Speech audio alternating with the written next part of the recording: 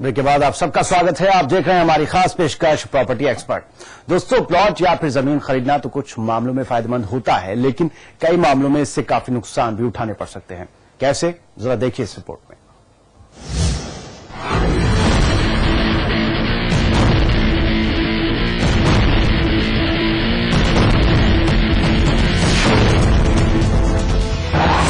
Asset बेचने में दिक्कत।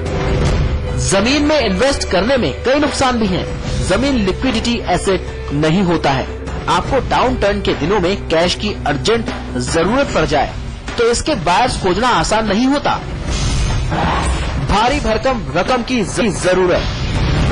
जमीन खरीदने के लिए भारी भरकम रकम की जरूरत होती है।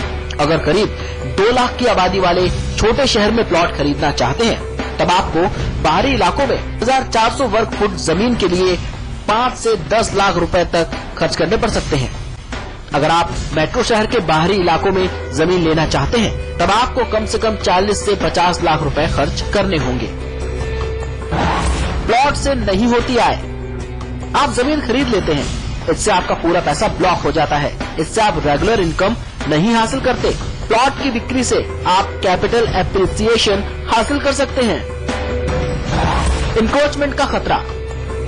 प्लॉट के साथ सबसे बड़ा जोखिम उसे सुरक्षित रखना होता है। आपको हमेशा अपनी जमीन को कब्जे से बचाए रखना होगा। प्रॉपर्टी की वैल्यू बढ़ने पर लोकल गुंडे या नेता उस प्रॉपर्टी को कब्जे में लेने की कोशिश कर सकते हैं। भू माफिया की काली नजर भी आपकी प्रॉपर्टी पर गड़ी रहती है। सही प्लॉट चुने जहां विकास की संभावनाएं हो।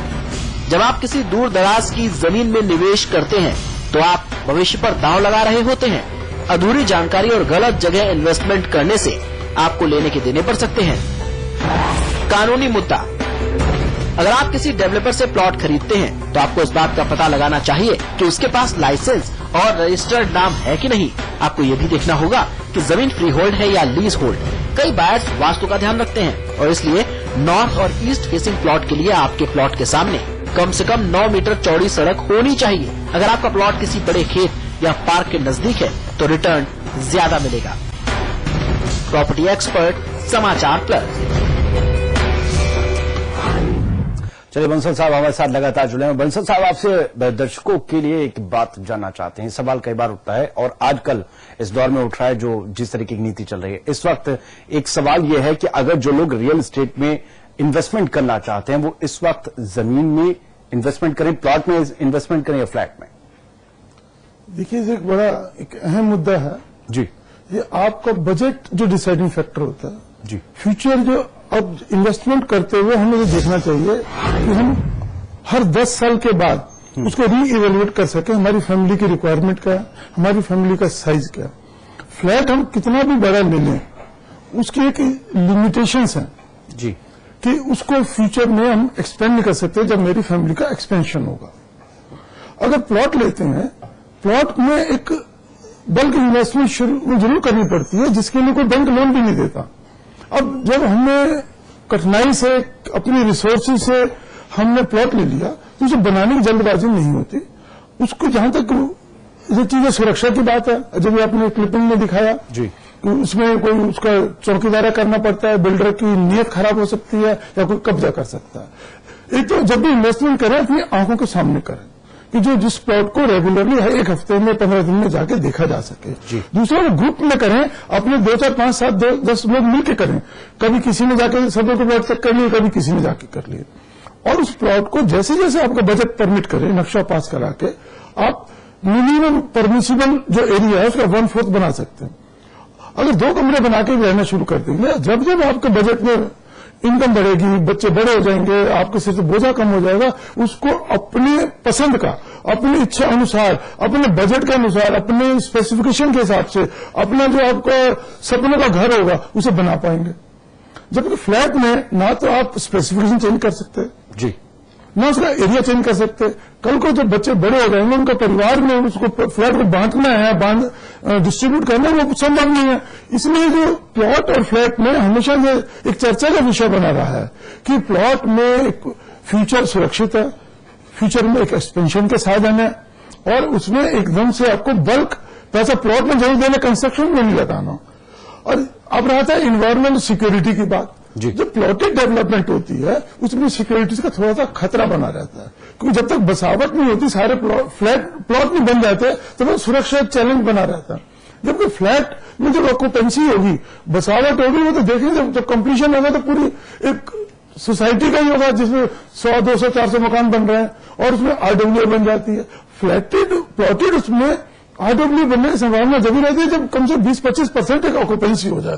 तो इसलिए दोनों चीजें हमें अपना बजट देखना है, अपना हमें सपनों का जो साइज है, हमें भविष्य में कितना परिवार का एक्सपेंशन होगी, बच्चों को कैसे डिस्ट्रीब्यूट करेंगे, ये लॉन्ग टर्म प्लानिंग के लिए प्लॉट्स हमेशा एडवाइजेबल रहते हैं, जिसमें गवर्नमेंट की नीति कभी भी ये नहीं होती कि प्लॉटी डेवलपमेंट में एरिया कम कर दें।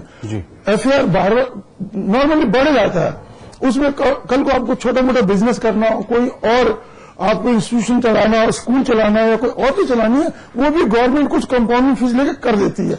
फ्लैटों में ये भी संभव नहीं है। तो इसलिए हमेशा जो प्लॉट की चीज है उसे माना जाएगा जैसे सस्ता रहे एक बार, महंगा रहे बार बार। जो बार बार रहने की बात है, जो सस्ती चीज लेने के प्लॉट लेते थे, अनऑथराइज्ड प्लॉट लेते थे, उनके लिए आती है। अगर किसी अप्रूव्ड अथॉरिटी का रेपुटेड बिल्डर का प्लॉट लेंगे, उसे बनाएंगे, उसमें कोई किसी तरह खतरा नहीं है, उसे भी कंस्ट्रक्शन का लोन बैंक भी देता है, डिपार्टमेंट भी देती है जहां वो काम करते हैं।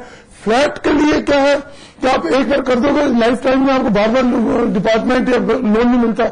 इसलिए मैं अपने दर्शकों को बताना चाहूंगा, जहां तक संभव हो आप किसी अप्रूव्ड बिल्डर का, अथॉरिटी का प्लॉट ले और उसे अपने बजट के मुताबिक, अपनी पसंद के मुताबिक, बच्चों की इच्छाओं के मुताबिक उस हिसाब से बनाए।